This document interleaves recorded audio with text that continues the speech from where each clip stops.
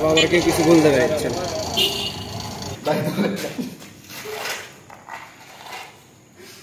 আমি পার হচ্ছি তো ইতিমধ্যে আমরা খবর পেলাম যে মিজানের ওপর কতিপয় সন্ত্রাসীরা 5-6টা হুন্ডা নিয়ে এসে অতিরিক্ত মানে হামলা করেছে। ও নাকি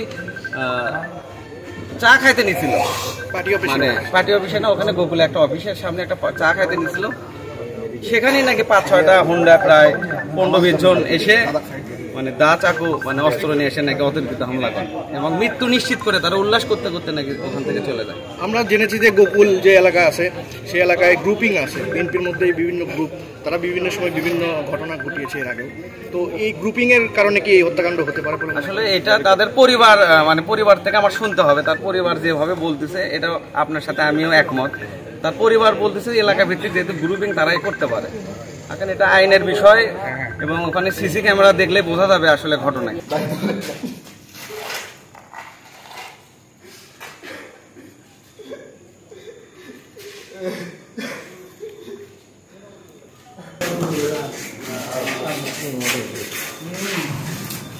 কি ঘটনা বলেন তো? মিজানুর আমি চাঁদা আর একটু জোরে বলবেন।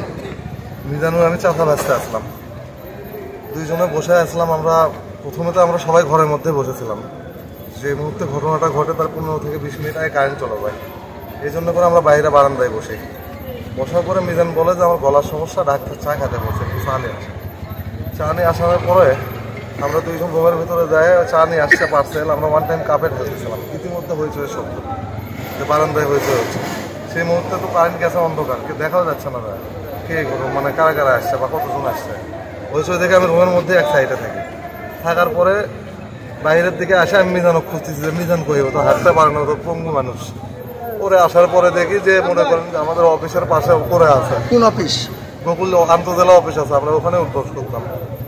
ওই অফিসের পাশে দেখে মিজান করে আছে।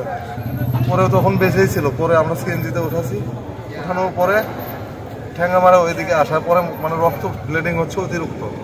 ওইদিকে আসার পরে মনে হলো যে মিজান মনে হয় আর বেঁচে নেই। তার এক পর্যন্ত চোখ টোক লড়াচ্ছিল বা হাত পা লড়তেছিল, কিন্তু ওখানে আসার পর থেকে আর কোনো নিঃশ্বাসও নেই, লড়চড়া নেই।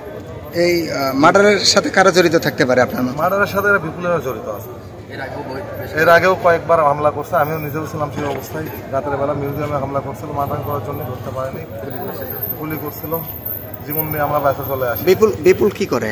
বিপুল আগে যুবদল করতো, আওয়ামী লীগের সাথে সম্পর্ক ছিল দেখে ওকে বহিষ্কার করছে। বাসা কোথায় বিপুলের? গোকুলে উত্তর পাড়াতে বাসা।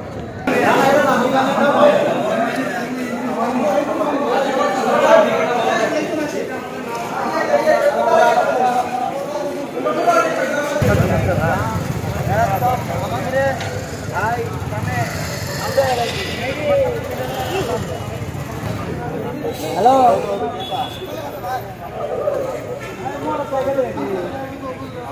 আমরা যদি মোটরসাইকেল